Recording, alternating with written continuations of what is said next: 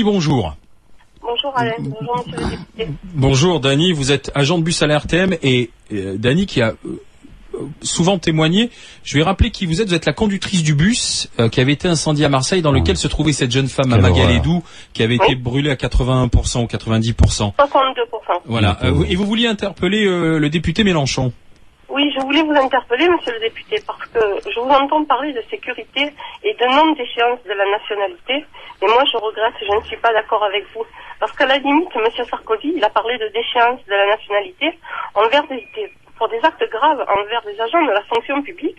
Mais si vous voulez que moi, en 2 secondes, je vous raconte ma vie depuis 3 ans et demi, tous les jours, je me demande si aujourd'hui, c'est le dernier jour que je vais vivre, parce que c'est devenu insupportable et ingérable. Parce qu'à la limite, mon entreprise est la seule qui m'est soutenue. RTM. Au niveau justice, oui, au niveau justice, je veux dire, tous les employés, du plus petit au plus grand, mais même Dany, quel est le rapport avec la déchéance de la double nationalité dans le drame que vous avez vécu parce que dans le drame que j'ai vécu, justement, ils avaient la nationalité, ils n'étaient pas d'origine française.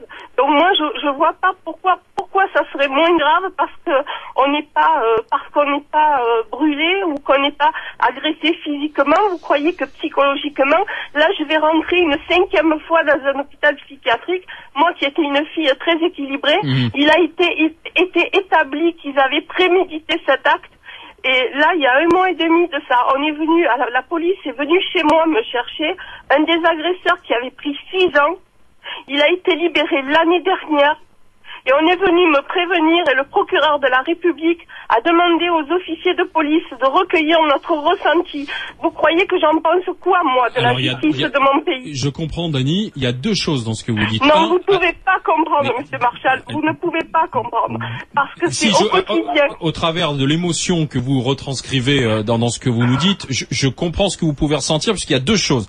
Un, vous dites, ceux qui ont commis cet acte terrible d'incendier le bus dans lequel la jeune femme a été brûlée, et vous avez été choqué, vous dites 6 ans après, ils sont dehors. Donc ça pose un problème. Et 2... Non, pas 6 ans après, monsieur. C'était il y avait 2 mineurs de moins de 16 ans. Il y en a un qui a pris 6 ans. Il a été libéré l'année dernière. L'année dernière. Ah oui, il avait pris 6 ans, il a été libéré l'année dernière. Alors Jean-Luc Mélenchon, réponse à Dany. Pourquoi la peine n'a pas été effectuée déjà? Ça pose un problème de laxisme de la justice au regard de ce que dit Dany. Je ne sais pas, vous parlez vite.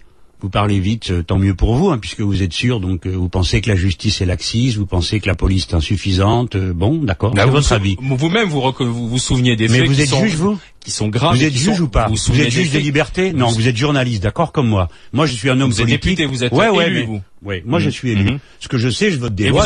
Et vous entendez la détresse d'une citoyenne aussi. Une seconde. Je vais répondre à la citoyenne tout à l'heure, mais je vous réponds d'abord à vous. Lorsque vous dites la justice est laxiste. Bon, c'est votre avis, je tiens à ce que... Sur un cas précis. Non, monsieur, je tiens à ce qu'on entende ici que vous dites que la justice est laxiste, je ne le dis pas. Voilà, je ne le dis pas. Je pense que le juge qui a pris cette décision a dû le faire... Attendez, madame, je vais vous dire... Non, mais attendez, monsieur, elle l'est parce que ce gamin a été pris en main par madame le maire de Lyon, qui est la juge d'application des peines, et qui a estimé que 6 ans pour un mineur, c'était lourd. Mais pour moi, c'est pas lourd. Pour moi, c'est pas lourd. Je vais faire un 5e séjour en hôpital psychiatrique. Ils n'arrivent pas à me soigner, j'arrive pas à m'en sortir.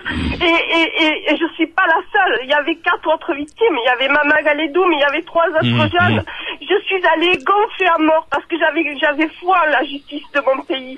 J'y crois pas. Mais il faut garder votre confiance dans les institutions de votre pays. On ne peut pas vivre autrement. Si nous devons nous méfier de tout et de tout le monde, penser à tout instant que la vengeance pourrait compenser la peine que vous avez supportée. Il n'y a plus de vie civilisée possible. Quelle que soit votre souffrance, entendez que nous devons vivre ensemble. Croyez-vous que si nous maintenons un mineur 10 ans en prison, s'il est assez fou pour aller mettre le feu dans un bus, ensuite il va devenir raisonnable parce qu'on l'aura gardé en prison pendant 6 ans? Non, il y a quelque chose qui est détraqué dans sa tête. C'est là qu'on doit travailler. C'est à ça qu'on doit s'attacher. Si on ne veut pas que demain il remette le feu, voilà comment il faut se poser les problèmes. Moi, j'ai pas de leçon à vous donner. Vous avez subi un tel choc. Mais entendez ma voix, madame, c'est celle de la raison. Si nous ne nous comportons pas de manière raisonnable, si toujours nous pensons que la vengeance va remplacer la justice, mais dans quel pays allons-nous vivre? pas de la vengeance, monsieur. Je suis en train de vous dire que je préfère mourir plutôt que de vivre dans le monde que je vois venir. Parce que vous savez... Ça, je le comprends, parce que je le ressens comme vous. Moi aussi, j'ai des enfants, moi aussi, j'ai de la famille. Ben, je sais pas, monsieur, parce que lors des expertises, je vais vous dire, on m'a reproché d'être une idéaliste, d'avoir mis la barre des valeurs trop haute. Ah ben ça, c'est une erreur, on met jamais la barre des valeurs trop haute, vous avez 1000 fois raison. C'est-à-dire que le respect, l'honnêteté, la politesse, oui. Toutes ces valeurs dont j'ai été, qui ont fait partie de ma vie, on m'a dit que c'était pour moi des facteurs anxiogènes quand il y avait... Mais qui vous a dit ça? Quel imbécile vous a dit ça? Vous, c'est la justice, visiblement, puisque c'était au procès. Vous, on vous a rien demandé. Mais c'était c'est qui vous a dit ça? Vous savez mieux? Vous savez mieux qu'elle? Elle va vous répondre. Je vais vous répondre, c'est un professeur chef de service de l'hôpital, d'un des deux plus grands hôpitaux psychiatriques de Marseille. Il a fait cette conclusion. Il a dit que j'étais une idéaliste, que j'avais mis la barre des valeurs très hautes et que tout entorse au règlement était pour moi un facteur anxiogène. Alors que moi, ma mère m'a élevé. Il a complètement tort, et ce qu'il a dit est stupide. Ce qu'il a voulu, cependant, je pense vous dire, moi c'est pas à moi d'aller défendre cet homme, je ne le connais même pas. Je pense que ce qu'il essayait de faire, c'était de vous aider à surmonter le choc que vous avez reçu. Je ne pense pas qu'il ait voulu vous dire que les valeurs qui nous réunissent n'ont aucune importance. Je pense qu'il voulait apaiser votre souffrance en vous disant, écoutez, baissez un peu la barre, parce que sinon vous allez étouffer. Mais moi je suis comme vous, je ne supporte pas l'incivilité, je ne supporte pas... l'injustice. Mais oui, et puis quand je me promène, quand je vais dans le métro, je le vois bien tous les jours, quand les gens ne se lèvent pas et qu'une personne âgée se trouve debout, je suis mal, comme beaucoup de gens. Mais nous, qui pensons de cette façon, notre rôle est de faire avancer ces valeurs, ces idées dans la vie. Mais vous êtes dans un moment où vous avez subi un tel coup que vous ne vous sentez plus la force de le faire. Donc, vous êtes, mettez-vous un peu en retrait pour respirer le temps que d'autres s'occupent du problème et que vous puissiez remonter en scène et reprendre votre place en première ligne, comme j'entends à votre voix que vous en êtes capable. Ouais, alors, ça va être difficile pour Dany, qui, vous l'avez entendu, est aujourd'hui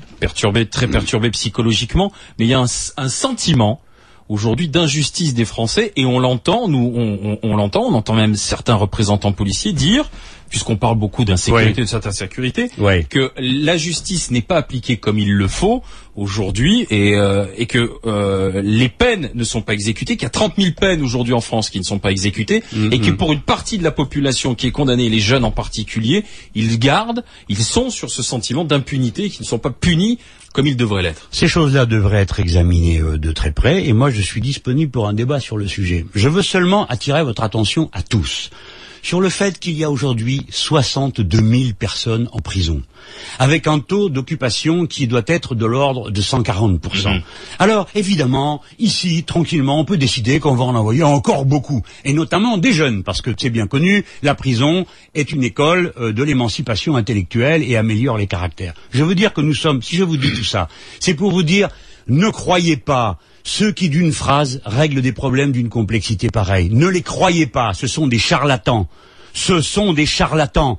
Le problème de la sécurité est un problème qui se traite globalement dans tous ses aspects, et notamment la question de la prison, qui n'est pas un acte de vengeance. On ne met pas les gens en prison par vengeance. On les met pour qu'ils épurent une peine, une dette qu'ils ont à l'égard de la société. Et protéger la société. Protéger la société. Et les améliorer. Savez-vous que c'est dans nos principes fondateurs de la prison en France? C'est que nous mettons les gens en prison aussi pour les améliorer.